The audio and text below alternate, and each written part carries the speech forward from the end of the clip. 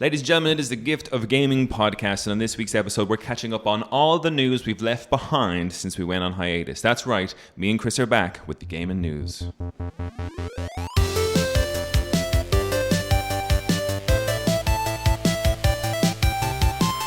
All right, it's me, your host, Darren Wade, and today I'm joined by the console-hating, PC-playing, retro-repping, lore-seeking, full-time Canadian himself, Chris Robbins.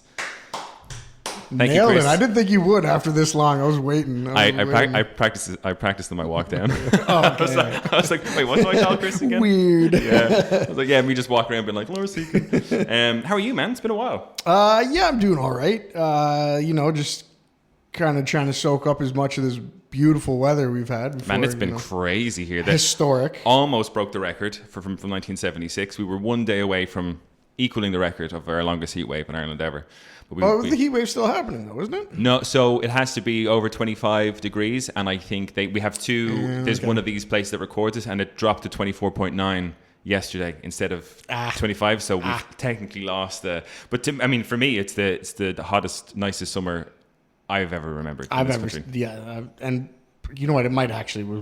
Global warming. We're going to see this every fucking year now. So yeah, for the Irish, it seems, I would say it's okay. Only our infrastructure just cannot take hot weather. Like we were 6 days into a heat wave, and the country was already like, "Hey, the water reserves are low," and like, Jesus Christ, guys, it's been six or 7 days. Yeah. Like, that's just people going nuts with watering their grass. This data centers as well. New. That whole chestnut. Yeah, that too. Fuck. Yeah, but you and me were chatting on the good news side of things. Chris, you and me were chatting before the show. You've a new dog. You've a new partner. I got a new little puppy. It's a rescue this time, but we still got it as a puppy. I think we got it. It's 10 weeks old. It is we think it's definitely a dachshund. We think it's a dachshund poodle mix, but like a miniature of both. Very small. Yeah, his name's Terrence. Terrence and Ripley. Or Terry Bogard. And now that I have Ripley and Terrence, they are Rip and Tear. Oh man, that's a great. I slid that, and Neve didn't know about that until it was too late. was that the plan all along? Yeah. Playing the long game. I wanted Rip and Tear. I love that. That's great, actually. Doom referenced in there. So they've been keeping you company during your gaming. Not so much. In fact, my gaming is kind of taking, I guess, a bit of a backseat. Just because my gaming is like off in my like office. You've been to my house. It's like in the office in a separate room. And I can't really have the puppy just free roaming without me watching it. Yeah.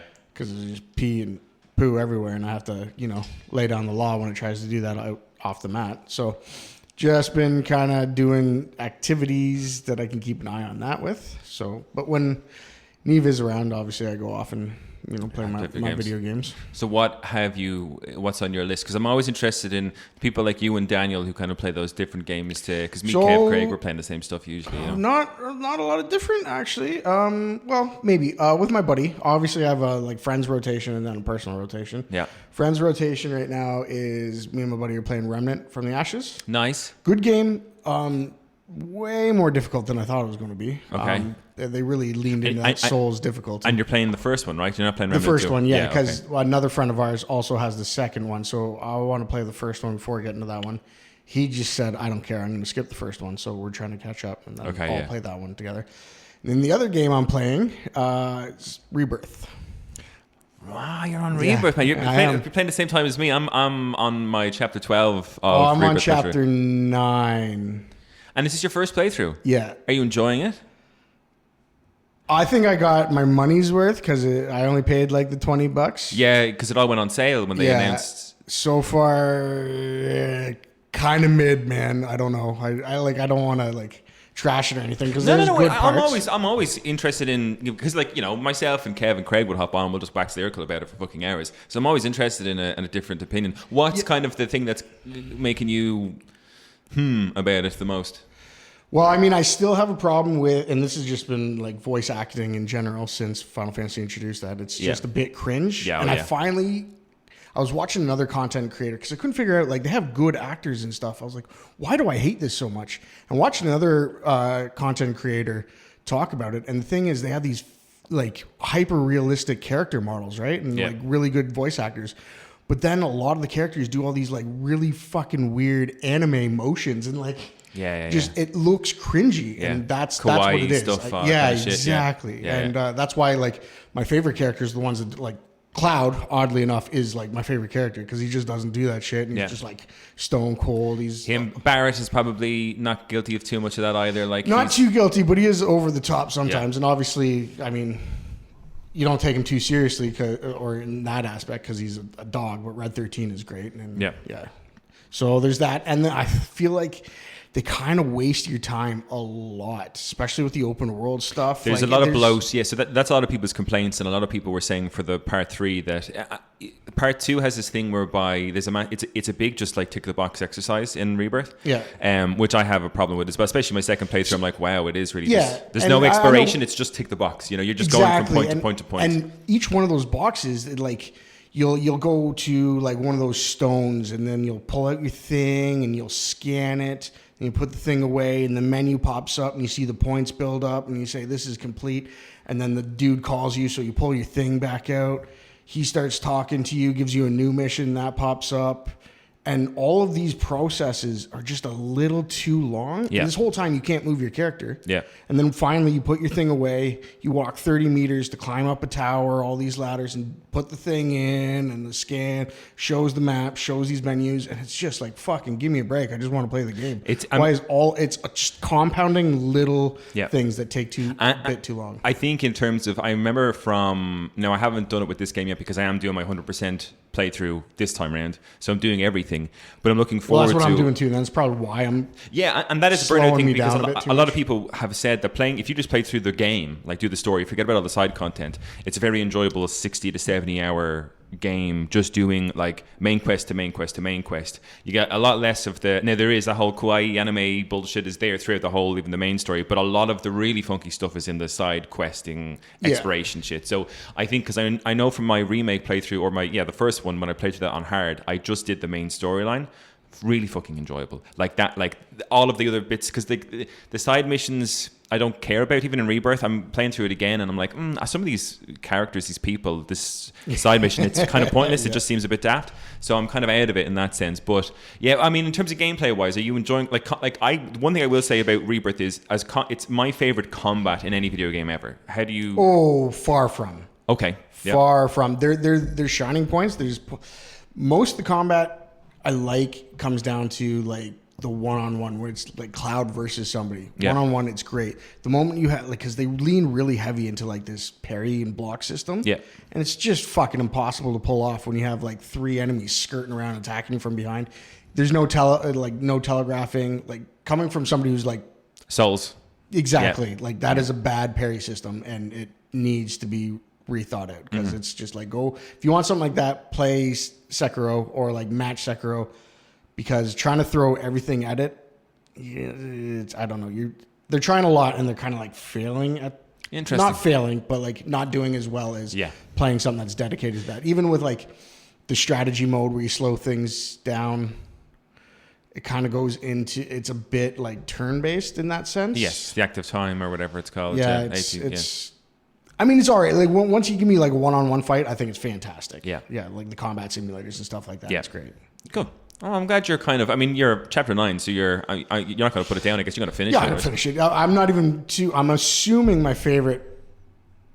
Well, I know for a fact Cosmo Canyon is in this game. I've heard you guys talk about that, and that's one of my favorite parts from the original. And my other favorite part of like the entire original game is Return to Shinra Mansion, and I'm assuming that's in this game. So I got to make it to that at least. Nice. And then I think it's probably just going to end there because I'm running out of time.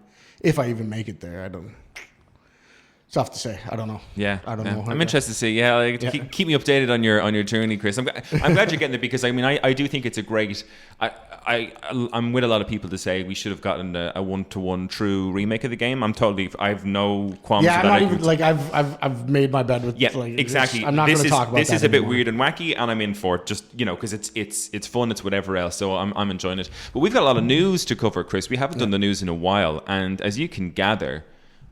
We've been paying attention to the news over the last couple of months to do the podcast. It's been grim. It's been so grim. So we'll go through a couple of these things. I want to have a kind of a chat with you as to where you think the industry is going based on our current place, because it's not good. So let's start off with A story that's broken my heart, essentially, as a bit of I wouldn't say like I'm a true collector, but as a man who likes physical media, who tends to buy and pre-order discs and stuff like that. You bought a specific PlayStation for this, and now you like. I got a PlayStation 5. I have words about that. Like Sony pretty much spit in your mouth, man. Oh, big time. Big time. And I got the Pro, and I bought the fucking disc drive with the Pro because I was like, discs forever. Let's go. Backwards compatibility. I love you, PlayStation. And now we know that Sony is killing physical PlayStation game discs for good. This is a grim announcement that's coming from Polygon, Michael McWhirter. This is back from early July 1st. Sony Interactive Entertainment announced that it will stop making physical game discs for PlayStation, quote, as consumer preferences and the broader entertainment industry continue to shift away from physical discs to digital, end quote. Sony says it plans to discontinue manufacturing physical discs for PlayStation games in January 2028. New PlayStation games released after January 2028, quote, will be available on PlayStation Store and at retailers in digital formats only. This is the natural direction for Sony Interactive Entertainment to adapt to consumer trends as the general preference for digital media significantly outpaces physical discs, end quote. This was by Sid Schumann, Senior Director at SIE Content Communications on the PlayStation blog. He continued, quote, this transition will enable us to align more closely with how most of our community prefers to access and play games today, end quote. Sales of physical software accounted for just 3% of PlayStation sales in 2024, according to Sony's 2025 corporate report. Sony's announcement arrives just days after Rockstar Games' controversial decision to release Grand Theft Auto 6 through digital stores only. GTA 6's physical edition will include a download code in a box. It's unclear if Sony will abandon physical retail altogether or if, like Rockstar, it will still sell game boxes with PlayStation game download codes included. According to analysts, full game digital sales now account for, quote, 80% of PlayStation software sales and 90% on Xbox, end quote. Recent gaming console hardware price hikes are making digital-only consoles much more attractive to price-conscious consumers, as PlayStation 5 with a disc drive now starts at $650, while Microsoft's Xbox will soon cost $800 if you want an optical disc drive. PlayStation's decision to end physical discs comes as digital sales are on the rise, and the retailer presence for dedicated gaming stores like GameStop shrinks. GameStop has reportedly closed more than 1,300 store locations over the past 2 fiscal years. Publisher Capcom said in its most recent earnings report that digital sales make up 90% of all game sales, with that percentage expected to rise to 94.5% this year. News of physical PlayStation game manufacturing ending in just 18 months will be a blow to physical game collectors and preservationists, however. Sony's announcement about physical games ending comes alongside news of the PlayStation Store ending support on PlayStation 3 and PlayStation Vita. That's broken my heart. I was recently bought, again, this isn't PlayStation, but I bought Star Fox as a physical copy. The entire. You got it, really? Yeah. Again, and it was the physical. It wasn't the game code because that's 50-50 across Nintendo games, it seems. And I would have bought my entire Final Fantasy collection is physical. My Kingdom Hearts collection is physical. How did Craig react to you buying the physical Star Fox? How did he react to buying Star Fox? Well, Star Fox was Star Fox was a birthday present for my brother who doesn't own a Nintendo Switch 2, but really wanted to play it. So I bought it, and then we played it and we hang out. Yeah. But I wanted the physical copy in case he ever got a Switch 2. Then we could trade it and play it, and other people could play it, making it worth its money, which is one of the biggest values of owning physical. So my biggest thing to talk about with this one, Chris, that breaks my heart is the idea of, and I guess maybe kids today don't do it. They don't know it. They don't have experience with it. But me growing up, the greatest thing about my 2 best mates growing up playing video games were Kev and Luke. Both have appeared on this podcast. And we would trade games constantly across PlayStation. I didn't have an Xbox, so I can't speak for Xbox. But we would always trade PlayStation games together. See, I was Super Nintendo. That was my generation. We traded Super Nintendo games. But that's what I mean. So you could do it. Do you know what I mean? And that's the great thing. And I look at these stores like CEX or GameStop, or I suppose even to a certain extent Smith's, although they'll probably do digital codes, in that these physical games, these secondhand games, they won't exist anymore. Which is there's one of my problems is that you have this. It cuts out. I mean, for a lot of people who maybe can't afford $70-$80 games right off the bat, they're buying secondhand games that are in stores for cheap. That all, I guess, will slowly begin to disappear. Not even secondhand. Like you go to, I guess they don't exist here, but like you go to Walmart in the States or Canada, and like a game that'll be like $70-$80 on digital store. It's been out for years because they just don't drop those prices. You go to Walmart and pick up for like $16, just sitting there in the bargain bin somewhere, and it's brand new. So that kind of shit's all gone, or it will be gone in the future. Like I know that games up until 2028 will still exist in physical copies, but they won't be produced, in big numbers after that. Someone made a great comment on here. Where is it on this actual article that really sang true to me. Here it is, actually. This is coming from Dullard Code. This is on the Polygon website for this article. And they said, if 80% of McDonald's orders are paid with a credit card, would it be acceptable for them to decide to deny cash payments? What about 90% or 99%? Is there any possibility justification for allowing a billion-dollar company to limit the consumer's options for making purchases? I know we are moving towards a digital world, but there are people out there that still exist where on the digital, because another thing that's problematic with this is that the PlayStation Store becomes the only storefront to buy this, unless of course the digital codes, Smiths and GameStop and whatever still continue to sit. So they can charge whatever they want on the PlayStation Store. There won't be an alternative post 2028 for new games. So like, okay, fine, 80 odd percent, or there was only 4 point something percent of digital or physical games sold in 2024, but what about those 4% of people? That's still a lot of fucking people buying physical games because maybe the internet connection's crap, or those are cheaper versions of the games than having to pay full price on digital because they get it secondhand in the store. Well, I mean, the internet connection being crap is a bad argument just because a lot of those physicals don't even have the whole game on them. That's true, actually. Yeah, you I mean, it's been like that for ages. Yeah, that's a good point. And I mean, I should probably put a disclaimer out here since, any long-time listener knows I'm a PC gamer. Digital's been your life. We haven't had physical. We have you couldn't buy physical games because they don't create them. Like fucking over a decade, man. Yeah. Like I haven't had like a CD drive or any sort of physical media drive in my PC. Like my past 3 PCs. It's not a thing anymore. It's all digital. So. I guess for you and the likes of. But I do appreciate that option was out there. And you have, with Steam and stuff like that, discounts, everything like that, games are massively affordable on Steam versus, I would say, PlayStation or Xbox kind of storefronts. Yep. Game Pass aside, I think. And it's not even just Steam. Like, there's even better discounts out there like GOG where you could just buy DRM free games, like the CD keys, so you actually own them. There's no licensing behind it. And that's another big topic for this one as well. And a big thing that's coming out, the big quote that's coming out a lot since this PlayStation announcement was, if buying isn't owning, pirating isn't stealing. Well, that's another thing that came from this is I think it's the modding community. I don't know, but they're working real hard to start emulating PS5. That's another thing. Huge push for it. Yeah, and it's going to happen, and it's going to and you're fucked. It breaks my heart to think that that's what it comes to. I don't like the idea. I mean, I buy physical games. I like to support kind of any sort of developers because it's a rough old place to be, working with nowadays. But the digital store, I think the biggest shock was, I think PlayStation and Sony removed. They were doing movies on the storefront for a while. It was 500 plus movies. They just removed them. They just removed them. Even if you bought them, you just lost them. Yeah. That money was just money down the drain. So people's fear and stuff going forward is, what if they just do that? For any video game. No platform is free from that. Like even Steam had some weird sketchy issue. There's this game called Skullgirls, bang and fighting game, like 2D sprites, absolutely incredible. But there used to be, I think it was Kickstarted, or maybe there was some sort of collector's edition or backers edition where it came with a digital art book, right? Yeah.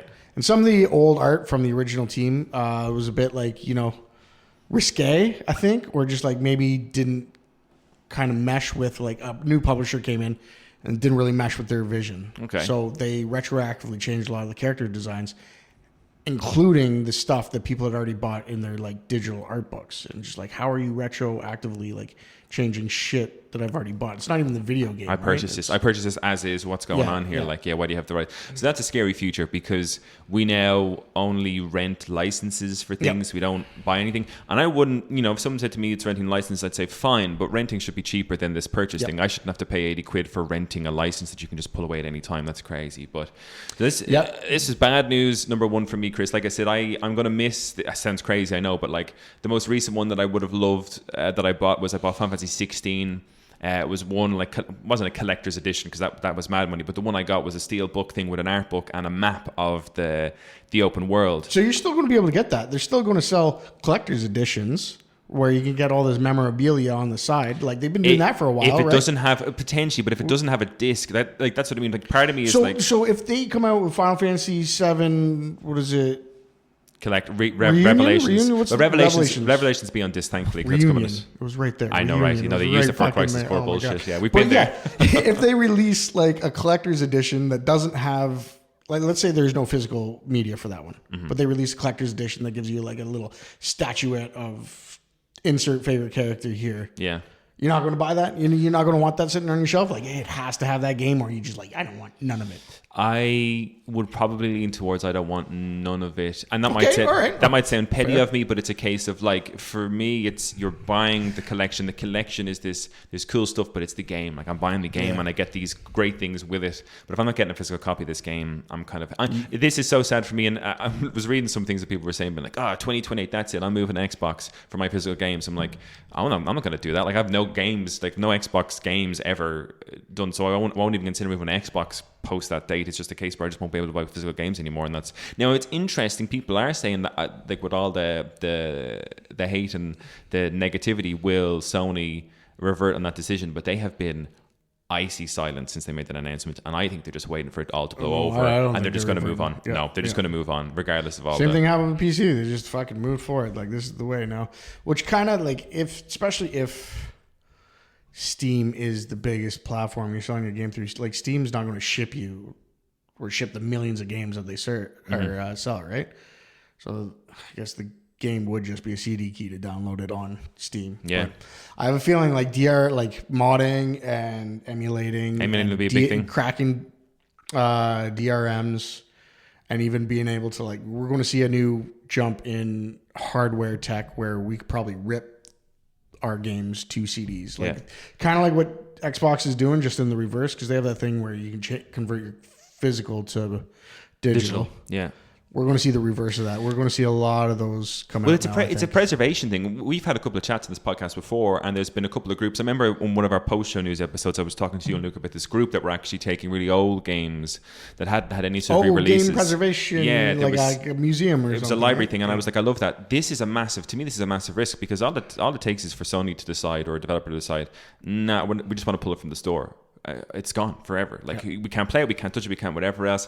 And from the art side of things, in terms of developers, people put their time and effort and voice acting, and if it's a voice acted game, all that kind of stuff, it's a piece of art that's just lost forever because of what I would say is not necessarily corporate greed, because I can understand the business sense in it, because you only have 4%, let's say, of games being purchased physically.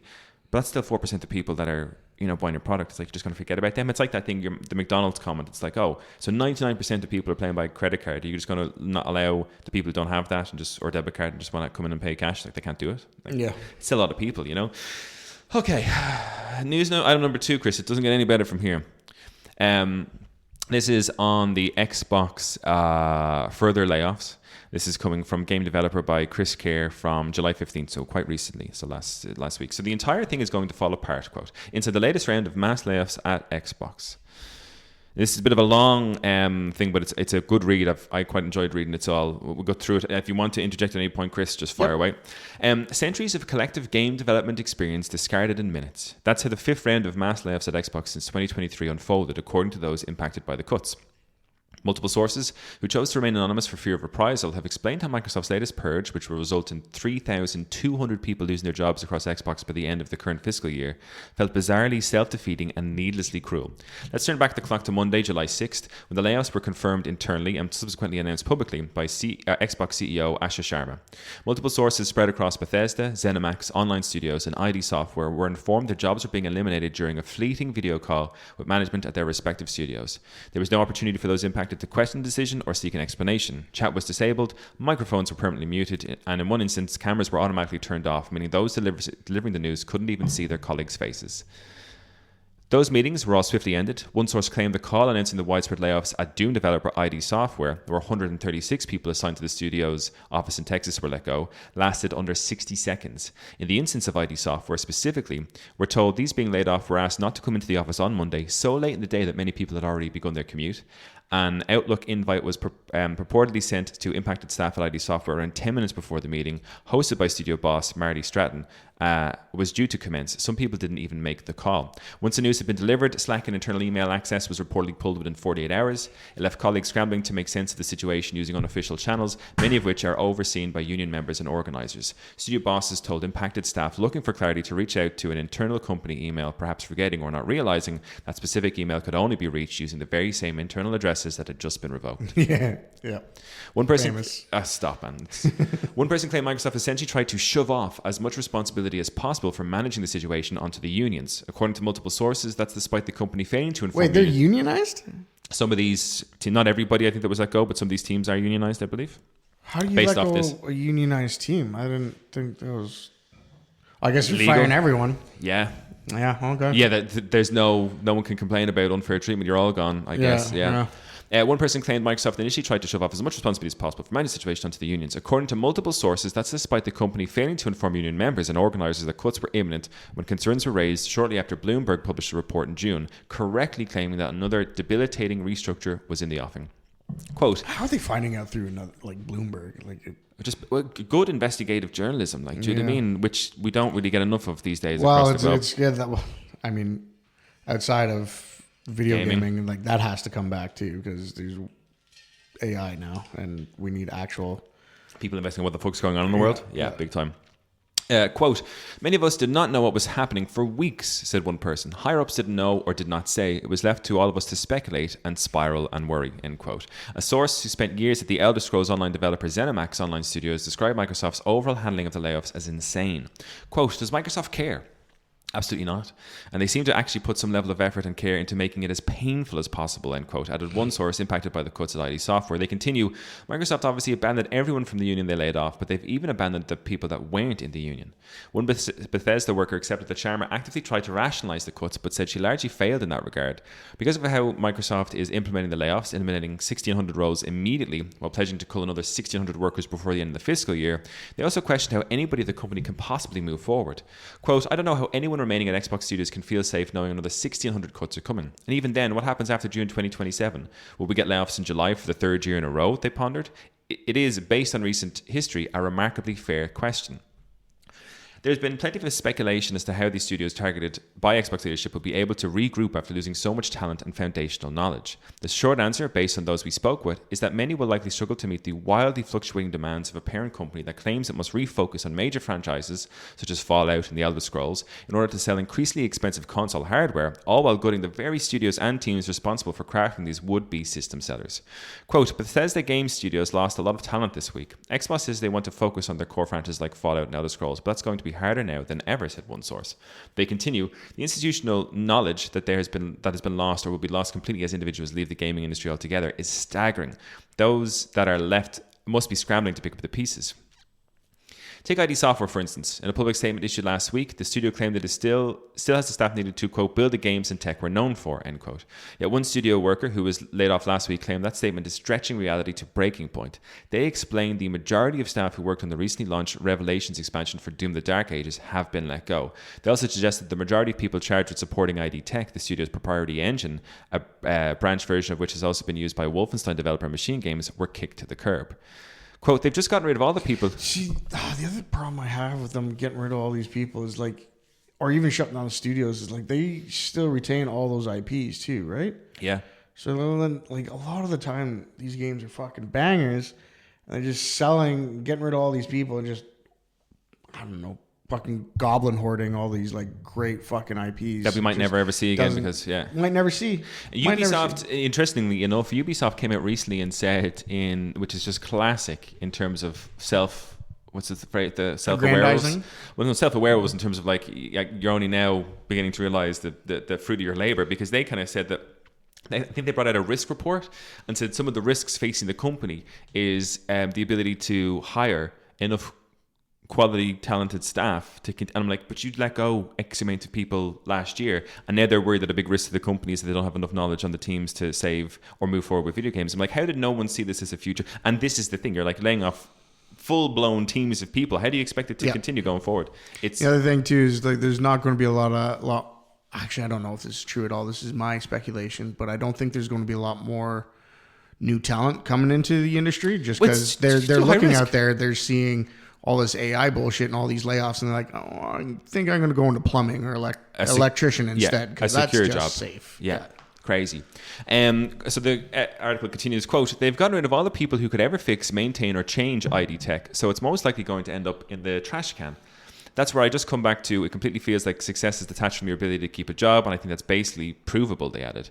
There were 5 members of the VFX team, including the lead, that were laid off. Our technical art and design department now only has its lead. That's it. All other 4 of the members of the team were let go. The institutional knowledge that has been lost on the ID Tech side is immense. I cannot imagine a path forward where they make another game in ID Tech, end quote. In a statement to game developer, Xbox said reports of the ID Tech team being reduced to 1 person in Texas are inaccurate. Quote, there are dozens of people working on ID Tech across multiple locations, they added.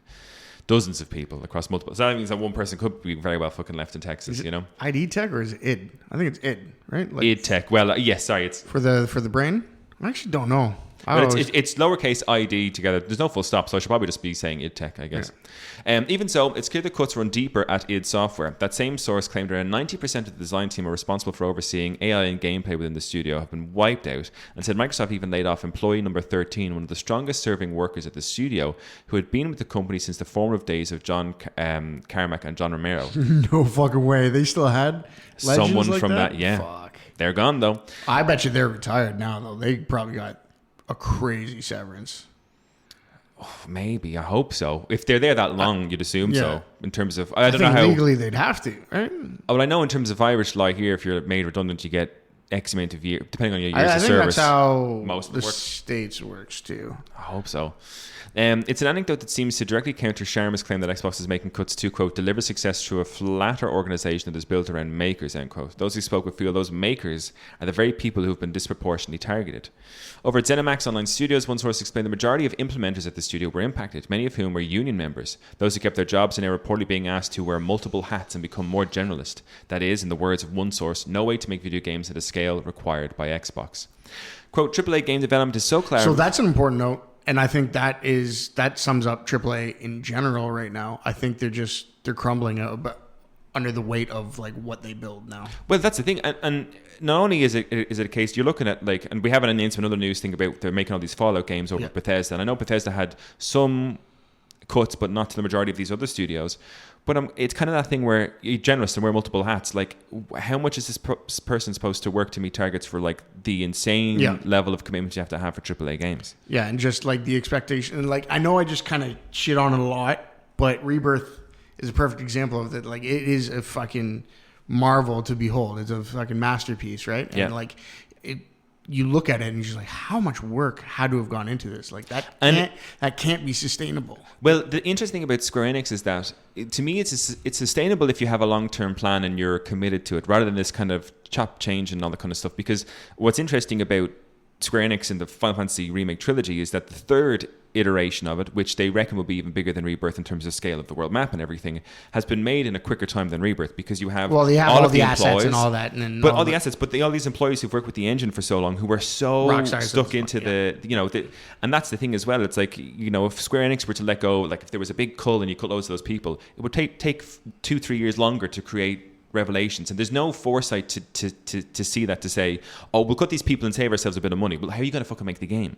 Do you know what I mean? With all this experience gone, like, So we'll go on to AAA. This quote goes, AAA development is so collaborative and so interconnected around specialists that laying off so many people is like having a wide piece of cloth and taking out half the threads. The entire thing is going to fall apart because we depend so closely on each other, and you can't just rip out a third of, or almost half, of your implementers, your direct implementers, and expect to have the same level of content. It's not even close. There is no amount of external contractors that is going to save you from that. Run a custom in-house engine at ZeniMax Online Studios. Many studios are. It takes like 6 months of training before you're even up to speed on all the intricacies of doing your job. And that's what I mean about Square Enix. Like, all these people have been kept there because they know what they're doing and they've done the training. And when you come on to start making Final Fantasy VII Revelations, every member of that team is fully up to speed on how the whole stuff works. So I don't know what they expect here. This is the last. Do you ever hear about like layoffs and stuff from like Japanese companies? No, well, not Sony. Sony's laying off for certain teams, but the likes of, I haven't heard a whole lot about Square Enix. I know Square Enix are shutting down a couple of kind of online Moby games they have because it's just not getting the kind of the money that they expected. But I haven't heard of mass layoffs. Shouldn't have fucking done that to begin with. Well, I mean, I don't understand. Brave Exvius was such a fucking cash grab. It was ridiculous. And now they're like remaking it. And people seem very positive about that one, which is quite interesting. No. Have you played it? I'm going to wait to see the reviews for that game before I go buy it. But it looks, to me, it speaks a lot to me. I mean, I played one game that was like a mobile gacha game that was kind of like refitted for Steam or PC. It was a Mega Man X Dive offline. It didn't have cash grabs. Obviously, you buy the game, you have it. But like, God, it was fucking grindy, man. Well, gotcha games like that, like a mobile game. So it wasn't great. I've never been into. I've never understood. I mean, mobile gaming is huge. There's a massive market. It's never appealed to me across the bit. So I'll go into this last section of this article. So this last section is titled "There are no benefits to being owned by Microsoft," which is pretty damning. There's a feeling among those who spoke out that Microsoft is woefully inconsistent when setting and managing expectations. One source at id Software questioned why the company would sight through the studio the day before a major expansion for Doom the Dark Ages launched, without pausing to understand how it would perform. Quote, they didn't even wait to see if the product is accessible before they got rid of the team, they explained. There are no benefits to being owned by Microsoft. In fact, they have destroyed immense amounts of value that I don't even think that they're aware of, end quote. Bethesda also publicly championed the success of Doom the Dark Ages when it launched last year, describing the threequel as the biggest launch in id Software history after it topped 3 million players. 1 year later, developers have been rewarded for that accomplishment with layoffs.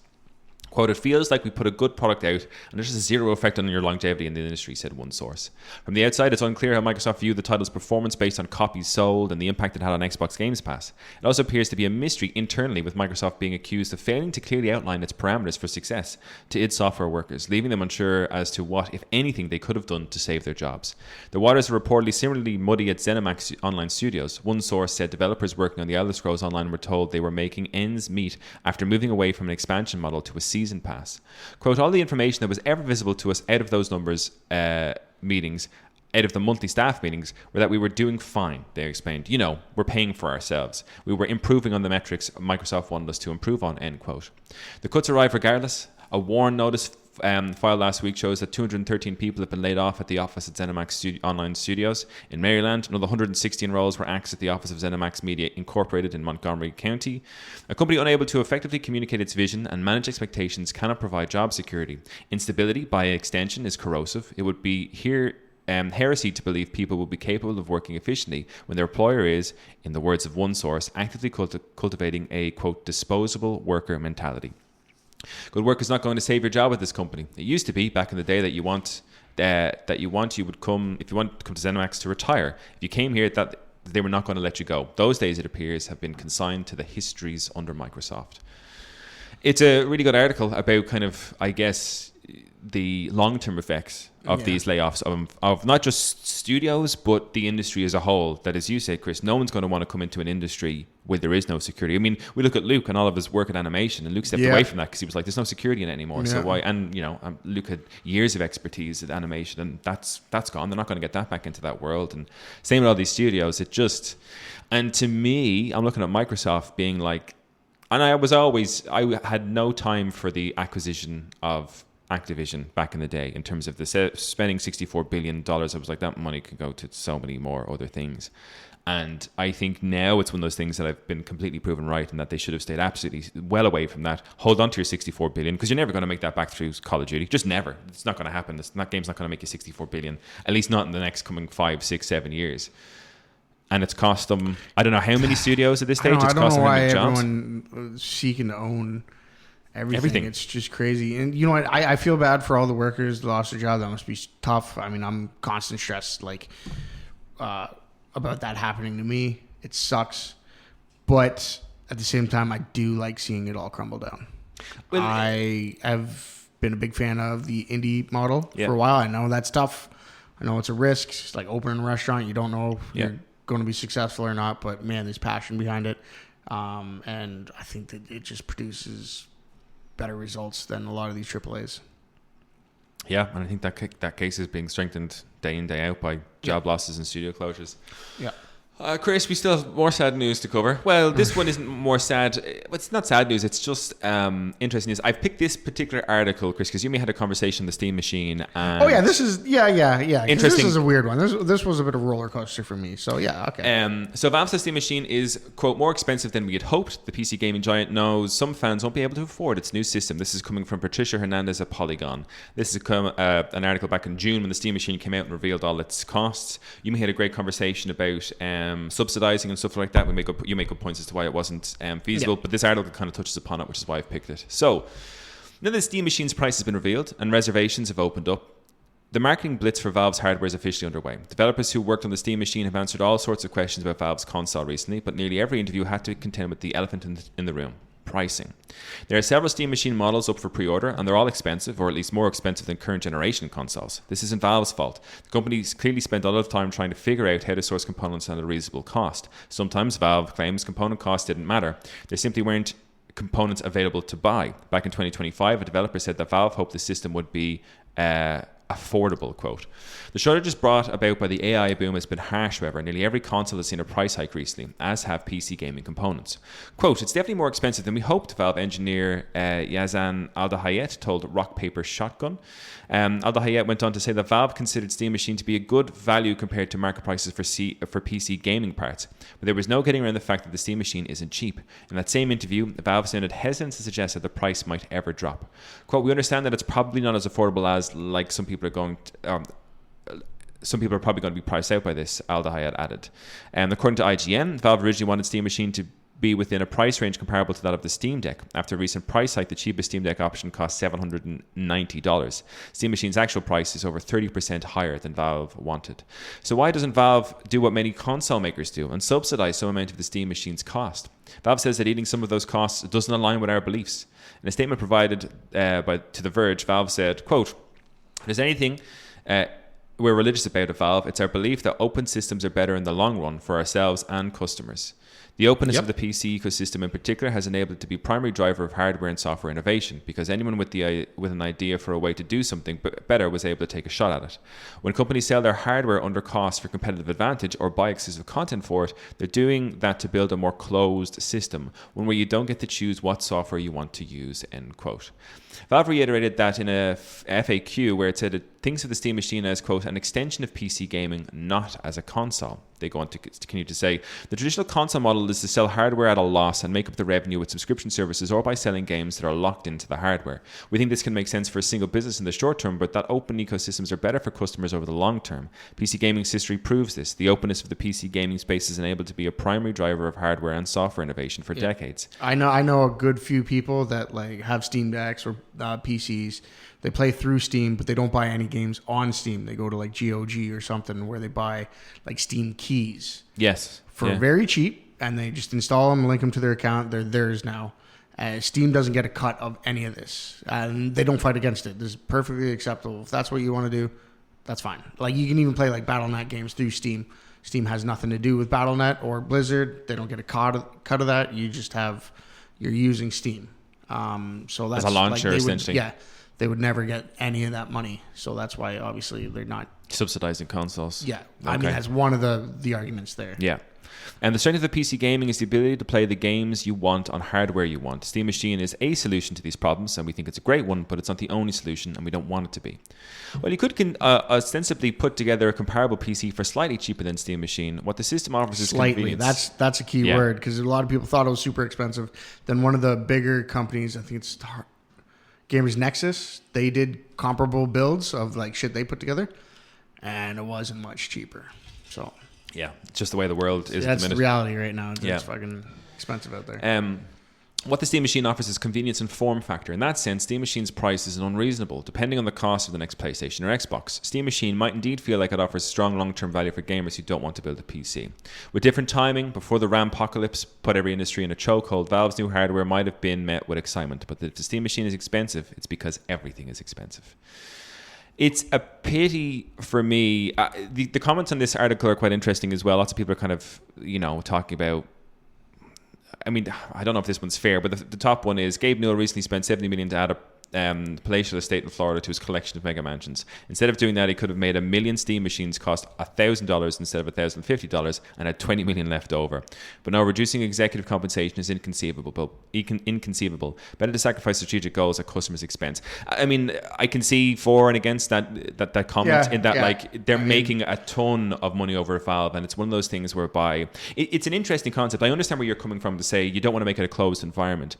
But for me, as a person who's always talked about wanting to play, maybe get into the PC realm, when they first sent the Steam Machine, I got really excited to say, that's how I could get into PC gaming, because I don't want to build my own PC. I don't want the PC to be like, I've got my PlayStation 5 Pro that plays all the top what would you say, not top quality games, but the really hard games to run that plays them all really well. That's great. I want my Steam machine to play all those fun PC games that I can't get on PlayStation, or I can't get on my Mac laptop because I don't have Windows, whatever it might be. And I have to say that I think there's a lot of people like me, and I think making the Steam machine more affordable would have been a really, really good way to bring a whole lot of people into your infrastructure, and to maybe subsidize it for that reason, not necessarily to close the environment, but to bring people with you, I guess, on this journey to here's a much more streamlined version of a PC. You don't have to build it, you don't have whatever else, and Steam's here and it's really easily accessible.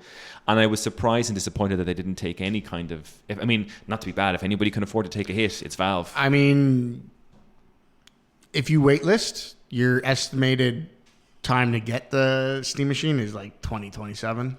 So people are still buying it. Like, it's selling out immediately. Yeah. Like, so... Which is the weird thing about this industry and gamers, is that I don't know where the money is coming. I'm very lucky in terms of I was able to go and buy a PlayStation 5 Pro when it came out and get a disc drive. I had that, what would you say, disposable cash at the time. Yeah. But even like it's fucking $900 now. You bought it when it was a lot cheaper, right? I bought it with $750, I think. I bought it, and then I bought the disc drive for another $60 or whatever else on top of that. So yes, it's more expensive now, but it is interesting that we're talking about Steam machines, a PC that's comparable to a base PS5, I think, in terms of its capabilities. Around there, yeah. So that's, I think, in the console terms, that's its most similar comparison.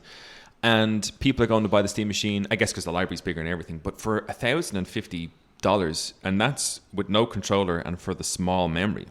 The no controller is wild. I thought that was kind of they're really trying to like make it kind of affordable, but still not affordable at all. And to me, it's like you're making, and this is where I think I can agree to some. You make good points in that they don't have a subscription services. They're not going to make the money. Yeah, back. this is another thing. I don't know if there's any like sole console players out there listening that aren't familiar with PC at all, but like, say you go home, or like you want to jump on, play like Call of Duty or Arc Raiders or I don't know, Street Fighter or something like that. To play online, you typically... I need to have a PlayStation. You have to have, right? Subscription. Yeah. I think free games might be an exception. I think free games... Depends. I think free games are an exception, but you have to, I think, to play... Like Arc Raiders, I would have had to have had the minimum subscription to PlayStation, which is still about 20-something a month, I think. $20 a month? Oh, I thought that would have been like $5. I could be wrong. It's definitely not $5. Like, I mean... Holy shit. I'll you make a point there to the audience. I'll have a look. I'll look this up. To go on,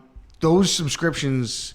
So you're paying that to Sony or PlayStation or Nintendo. You're not paying that to like Embark, the creators of Arc Raiders, right? Yeah. That money goes to the platform that you're playing on. Steam doesn't have that, like or Epic or like any. I'm not going to say any, because there could be like EA Origins that you have to like fucking pay for, but nobody uses that. So like the big ones though, the Steam, the Epic, the Battle.net, you don't pay a subscription a month to pay online. You don't pay any subscription at all to pay online. It just comes packaged with the fact that you're playing on a PC. Mm-hmm. So there's no recuperating costs. Like if somebody buys your console, you're not going to get that monthly income because they need to pay you in order to play online. There's no gating like that. So that's another reason they don't subsidize the console. And it's also another reason to go PC that a lot of people bring up, because you do, like, say you've been playing your PS5 for like the past 5 years. What is it, like, let's say $100 a month? That's an extra $500 that you would have had to pay on top of your console that you would never have to pay on PC. Yeah, which is a great point to make in terms of they aren't going to, like, whereas Sony and Microsoft have a chance to recoup maybe those losses. Yep. Steam, and that's all money in their pocket. That's entirely in their pocket, right? Yeah. So Essential, which is the cheapest PlayStation thing in Ireland, is $9.99 a month, and you can get it cheaper. You can buy it for €72 for the year if you buy 12 months. So you save a good chunk that way, I guess. Yeah. It goes for well under a tenner a month that way. So yes, you do have to pay that subscription to play the games. It's just a pity because, like I said, to me, you're talking about a console. It's meant to be PC's version of a console for those who aren't PC players and don't want to make their own PC. But the idea of there being no controller, to me, is wild, because you need a controller to play. Like, I mean, you're not going to sit there with your keyboard and mouse in your living room. The fucking controller, which I think we're going to get into in the post show or something? Yes, if you're interested in our Patreon post show. I am a proud owner of it. God damn, it's good. But it was made in my like this hardware, like because they also have the Steam frame, which isn't out yet. We don't know much about it, but that's the VR headset. But all these things were made in mind to like work together very well, and the Steam controller alongside Steam OS, or Big Picture was it used to be called. It's fucking flawless. It works so well together, and like now people are going to be buying, and sure, you have that option. Another great thing with PC, you buy the Steam machine and use your DualSense controller or whatever. Great controller still, but it doesn't work out of the box the same way the Steam controller does. Which is, to me, was a big disappointment. So while I understand the arguments you were making, I would still say, as a person who could have seen myself, and it's mad now with the cost of everything, I won't be a PC player. Like Steam Deck increased by 200 fucking quid a Steam Deck. I won't be buying a Steam Deck anymore. Like if they announce PSX tomorrow and it's going to like €1,200, what is your option going to be then? PlayStation 6, you mean? Yeah. I won't be touching the place. Like, I mean, this is the thing as well, because to me, I think going forward with hardware at that kind of expense, especially with the PlayStation 5 as a generation, like the PlayStation 5 still hasn't maxed out. It's not even close to maxing out, in my opinion. My thing is, I have a PlayStation 5 Pro that when it comes to GTA 6 will be the best thing I think you can play GTA 6 on when it comes out, and that's going to be one of the toughest running Switch things. 2 sweeps this generation, guaranteed. Well, I mean, in terms of, but that's what I mean, the PlayStation 5 has so much to offer that the idea of and I kind of made the mistake with PlayStation 5. I got caught up in the excitement for it. PlayStation 4 had been out for a while, and I had my PlayStation 4 Pro. I love it. My Kingdom Hearts Limited Edition. You got the fucking the PSP 2 as well. You got it right into the whole ecosystem. Yeah. So like for me, I'm set with that, and the idea of, because when I bought the PS5, nothing came out for the PS5 that I couldn't play on the PS4 for ages. And I know that's a little bit to do with COVID and shortages and all that kind of stuff, delivery and is it though? Is it now? Well, I mean, COVID's over. Now there's no, it was then. Like when I bought it, I was disappointed. It's not now, and I don't think, like, looking at how expensive everything is, the PlayStation 6, and judging by how companies and AAA games are going, the PlayStation 6 isn't going to launch with some sort of PlayStation 6 exclusive game. That's just not going to happen. They won't be able to afford to do that. So I'm looking at that being like, well, I don't know how much better the 6 is going to be than my PS5 Pro. I'm not going to pay 1,200 quid for that, 4 or 5 second boost in my loading time or whatever it might be. It doesn't make any sense. And I think they're mad. I think Xbox or Microsoft and Sony are mad for introducing a new console generation in 2027, which is what people think will happen with the current generation where it stands. It's crazy. So do you think PS5 is going to be your end game? Is that going to be your old man system where like your kids like, so there's rumors, oh my god, why do we only have a PS5, Dad? No, I think, I know, right? I'm still living off that. No, I think the PS6, there's rumors the PS6 could be a handheld thing, like a Steam Deck job, which entices me, but it's one of those things that I will not touch for a long time until it becomes incredibly, so it's valuable for me to do so, and I cannot think of any reason in its launch, because I've got the PlayStation Portal. Final Fantasy Remake 2, you'd just be like, fucking here I go again. But no, it would have to be like, I can't even think of any like, I mean, unless Kingdom Hearts fucking 5 was exclusive to PS6, there's no game, there's no title, there's no IP that's going to drag me into that new They could console. Announce Bloodborne remastered or Bloodborne 2 for PS6. No, not it's not worth it. It's not at that price. The only console I will buy from now on is Nintendo. Yep. I think that's a safe and even then, I'm kind of thinking like, because I think they've almost cracked Switch 2 emulation, and I'm just like, well, I fucking don't even need to buy that either. Yeah. Hit the high seas, man.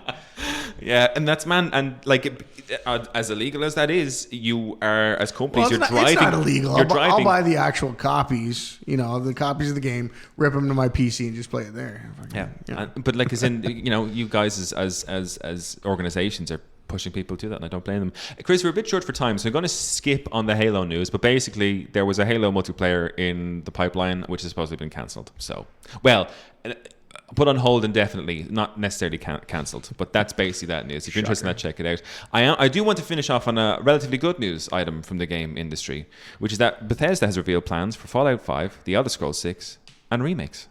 Yeah, coming after all these fucking layoffs, part of me thinks they might just be saying shit. Just like, oh my God, I'm going to get fired. Yeah. What's there? So this is coming from, who is this? Where do I find out who wrote this? Jacob Weeby, is this the... This is the gamesindustry.biz article. Oh, okay. This is by Lewis Packwood. There we go. That's where it is. I thought you were just going off that video I sent you. No, that video was good. No, but this is an actual article. So, Todd Howard, executive producer and game director of Bethesda Game Studios, has published a note outlining the company's plans over the coming years, including Fallout 5, The Elder Scrolls 6, as well as remasters of Fallout 3 and Fallout New Vegas, and a Fallout Shelter TV show.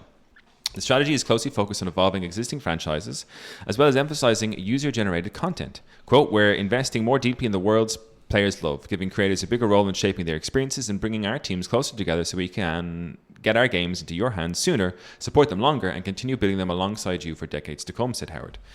We've believed from the beginning that our worlds belong not only to the people who make them, but also to the people who play them. That's why we've long provided players with the tools to create their own experiences dating back to the Morrowind construction set. This year marked another major milestone for Creations with its expansion to Fallout 4, joining Skyrim and Starfield.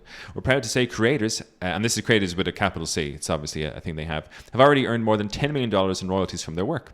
In terms of the plans for Fallout, Howard said the franchise was one of the studio's biggest priorities, noting that Fallout 4 has now sold more than 35 million copies. Do you want to come in on something there? They say it's the most important franchise, yet they're cranking out kind of crap. They had that mobile game. Actually, maybe the mobile game was well received, but the Fallout 76, they keep putting out updates for that, and apparently nobody wants that. Well, I think nobody wanted it at the beginning. I think that was one of those stories that came good. Is that another one they turned around? Yeah, they turned around. Okay, 76. Sorry, maybe I'm just completely wrong. No, but I mean, it took them a while, and they have. Yeah, and they're supporting it still, which is good. But when it came out, people were like, the game is empty. And Andrew, I think, got into that straight away. And Andrew, of all people, even said, there's nothing in there. That guy will play anything, sorry, Andrew. He'd be the first to admit it. Yeah. So, quote, Fallout 5 remains our long-range destination, he said. And we have multiple Fallout projects in active development right now.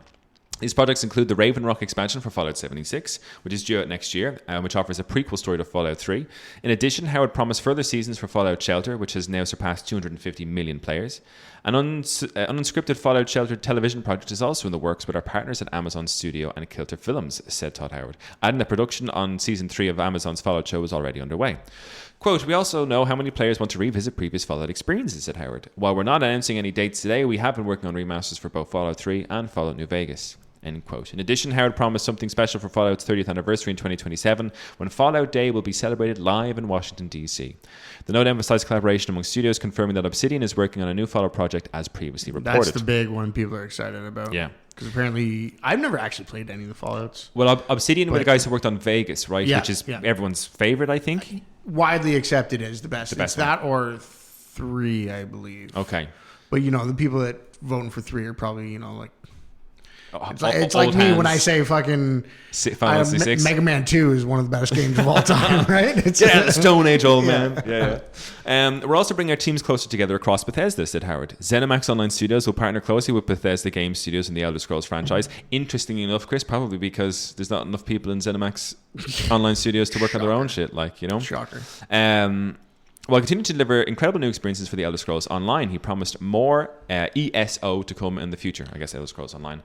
Quote, by aligning more directly across the franchise, we can create even better experiences for players, he said, bringing our teams closer together and helping us build a stronger foundation for everything we create next. Howard said that both the Elder Scrolls 6 and Fallout 5 are being developed using Creation Engine 3, the same technology used in Starfield, and noted that Fallout 5 is in pre-production, but he said the Elder Scrolls 6 is our, quote, primary development focus, and that the majority of the students' team is currently working on it. It's now 15 years since the launch of the previous game in the series, Skyrim, and its long-awaited sequel was announced in 2018. So there's a lot to unpack there, because they're talking about near to dear, and they know what, they understand what their fans want. But now they're talking about Skyrim 2. We just want another Elder Scrolls 6. Probably nothing to do with Skyrim, just something in the other areas, right? There's always been Oblivion, Daggerfall, and Daggerfall, something like that.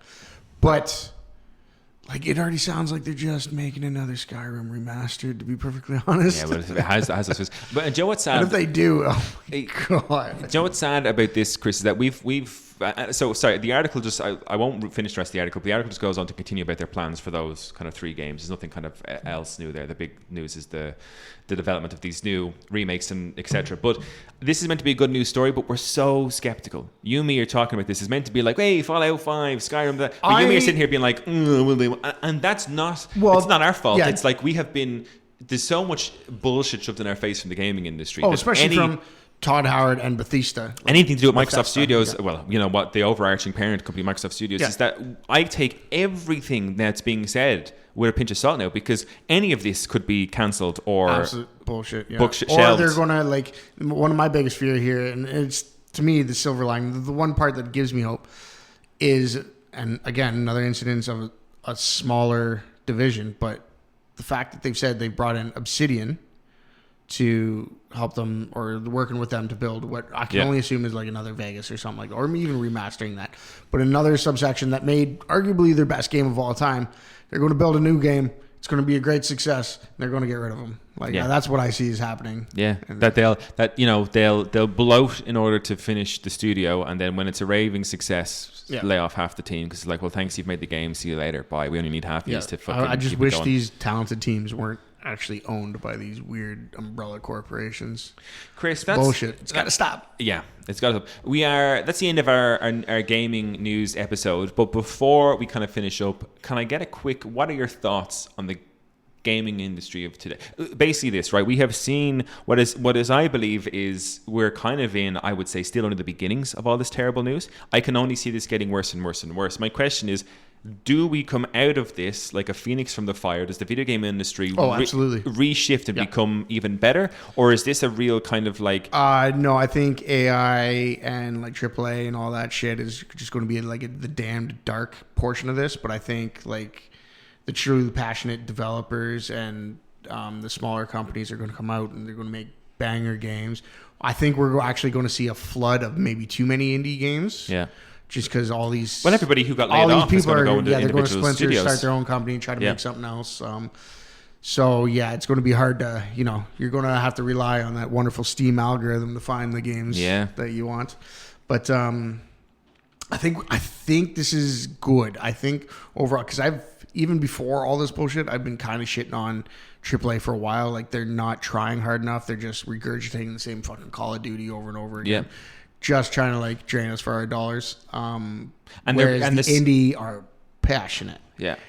They want to make good shit. Because their livelihood really depends on it. And then in terms of the future for hardware, with AI, there's no... I have no idea. This is beyond... I think the AI bubble is going to pop pretty soon. We're already seeing like the writing on the wall for that, but it's not going... Like AI is around for the rest. Like it's here. That's it. Yeah. It's here to stay. It's just we need to slow down a bit and start regulating how we use it, what we use it for. I have a vision. Like right now, we have just all this bullshit. Like everyone can generate some sort of fucking YouTube video of like emojis and shit like that, and like it's like the content. What is it called? Content generation? No. Generative content. I think all that is going to get like regulated. Well, I mean, slowed down or regulated to fuck. I think because I mean, essentially, what the term, generally speaking, although maybe not fully accurate now, with how even since we started talking about AI, how far it's come. But a lot of people still hold the idea that generative AI is essentially theft. Yeah. Well, see, that's not even what I'm worried about here is theft, because people don't give a fuck about theft. People are like, we just talked about how we're going to start pirating and shit like that. Like, I mean, but we had no choice, exactly. Chris. These AI companies have a choice. Like, it's the theft isn't going to be the problem. It has to, and I think it will become prohibitively expensive for the average user. The kind of like comparison I've been making lately is like, let's say you get a headache, right? Mm-hmm. And you're just like, oh, this is a really bad headache. I wish I knew what was going on. You don't go to your spare bedroom and hop in your MRI machine, right? Yeah. The average person doesn't have that. You might not. I don't even know if you can legally own something like that. No, I think that's the way AI is going to go. It's going to be incredibly difficult to have access to, or incredibly expensive unless you go through the right channels, which is going to be probably government regulated. Mm-hmm. And so like big research like cancer research companies can leverage AI pretty much as they want, right? Like, the average Joe, however. The average Joe can't. You can't just make YouTube videos or unless you're paying videos out the wazoo for the access. If you can even do that, like maybe you'd have to own your own fucking data center to be able to do that. But I think the government needs to step in and just be like, listen, no, calm down there. Just you make your own content from now on, and leave the AI and like all the data center. Consumption and like power consumption to people begin who to are slow doing, down, like, or big at least fucking things, important things. Yeah, I like that. So we can finish on that. You see a roaring positive future for the video game industry in the form of independent games. Yeah, well, I'm not even talking about games specifically. Like I'm working in software engineering, obviously, and our company has adopted like it's called Claude. I have to kind of use it now, and like, I'm looking at it, and I'm just like, it can do some pretty fucking impressive things and speed up things. But I don't think it should be speeding up the work I'm doing, because in the grand scheme of things, like draining all this energy and, using all this like fresh water, water and stuff consumption like and everything, that, and it's not, what I'm doing isn't important enough to be doing that, right? Yeah. So, and that's what I think it should be used as a mild tool for people to make their jobs easier. But the pull on resources it needed to, let's say, essentially take over all of these jobs that we're all worried about. Yeah. You're right. The payoff in terms of from an environmental perspective is probably not worth the speedy turnaround or the money that's saved on fucking letting someone go so AI can do their job. That's what the sensible people would say, Chris. As for the money hungry billionaires, that's the problem. Who knows what they're going to say? More money, more problems, Well, we'll finish on that note. Chris, thank you so much. For those of you interested, our Patreon is patreon.com/thegiftofgaming. You can check us out there. Myself and Chris, I'm going to ask Chris and his opinions on the Steam controller now that he's had a good time with it. We're going to get a quick review. And it's all there with loads of other content for less than the price of a coffee a month. So check it out. Chris, thank you so much. And to our listeners, as always and forever, keep enjoying the gift that is gaming. Peace out.